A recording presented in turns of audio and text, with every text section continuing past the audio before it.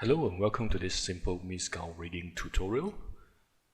So the first thing that we need to do is to have Blender installed and just download the MeSkullz-rig.blend file and open it. We should see this interface right over here with the bone loaded in the middle.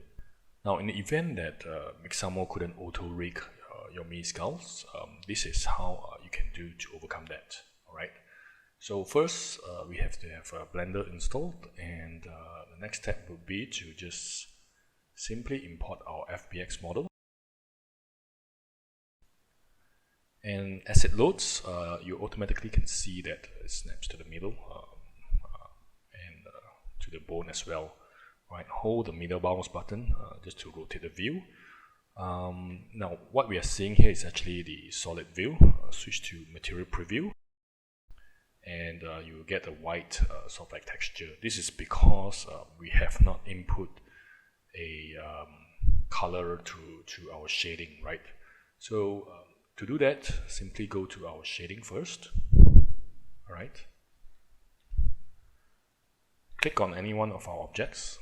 For instance, I'm going to click on the top part, and we have to add a vertex color node to our node window, right?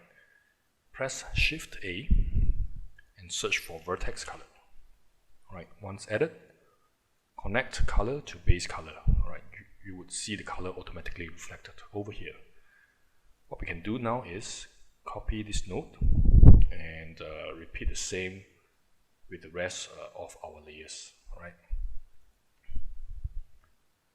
paste your node and connect. Paste your node, connect. Paste your node, connect, and lastly paste your node and connect. Alright, so once that is done, let's go back to our layout and we should be able to see the colors has been properly reflected. Alright, so then the next step is to make sure we have a clean mesh before we pair our object to the bone. Right, so if we don't clean up our mesh, we are not going to be able to do the auto parenting method. Right, we'll encounter a bone heat weighting issue whereby the rig doesn't actually know how to deform the object over here. So to fix that, right, let's just reselect the objects. Right, go to Edit mode. Okay, you can see all the vertices of our object. Right, so what we're going to do is go to Mesh and select Cleanup, Merge by Distance. Right, just click these sharp edges on, and then what we do is go to Face tab and convert our polygons to quads. Right, you can see it's reflected over here. Now that our mesh has been cleaned up, let's go back to Object mode. For now, just press Shift, hold Shift and click on your bone. Alright, so we should always select the object that we want to parent to last. Okay, for instance, we want to pair this MeSkullz to our bone, so the bone should be selected last.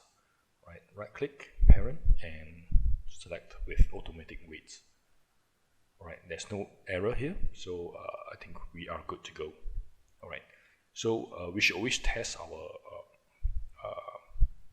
rig as well. Click on the rig. Now go to Pose mode and just do a simple rotation. You can click on this bone here and press R to rotate it.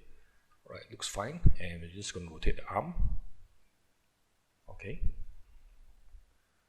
So it looks fine as well, except that there are certain parts that we don't want it to move, but it's making the unwanted movements. So we are going to fix it simply by disassociating the vertex group of this towards this bone.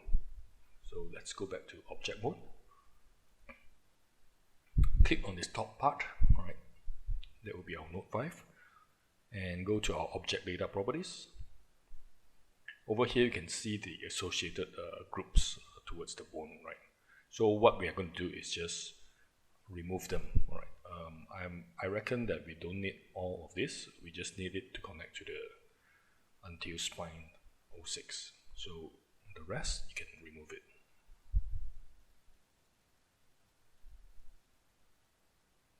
Okay, so now let's retest it. Click on the bone, pose mode, and rotate it.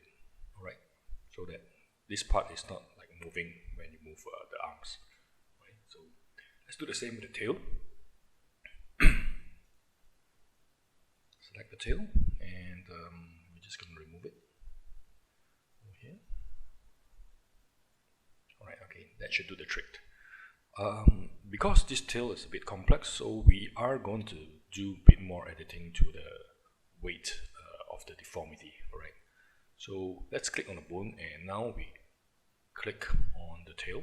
Let's just rotate it first, and under this panel here, we're just going to go to the weight pane option. Alright, so when you hold down Control and click on the bone, you can automatically see how the object that you selected is deforming according to the bones, right? So what we want to do is maybe we want to reduce all these deformities here, and just make sure that this main bone is the only one that's affecting the tail, right? So I'm going to go to my brush settings and select subtract. Alright, also I'm going to just uncheck front faces only. That will make the paint much more easier. Alright, so as I paint, you can see that the light green is being wiped out, and I'm doing the same for this bone as well. And as for the last bone, what I want to do is actually increase the deformity, the weight of the deformity. So I'm going to go to my brush settings and press add, and I'm going to paint my entire tail, right? Increase the radius, paint my entire tail.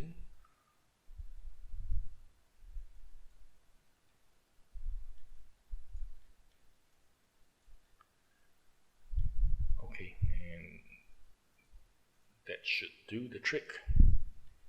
So now let's exit this mode and go back to our object mode, and we are done here. What we need to do next is just export this entire model. I'm gonna select everything by pressing A and go to File, Export, FBX. Alright, MeSkullz rig. What you can do is just export the armature and the mesh, and keep the rest of the setting as is, and export FBX, and we are done. So once we upload that model to Mixamo, it should bypass even the skeleton point setup page, where it will straight away bring you to the animation stage. That will be all. Happy trying. Goodbye.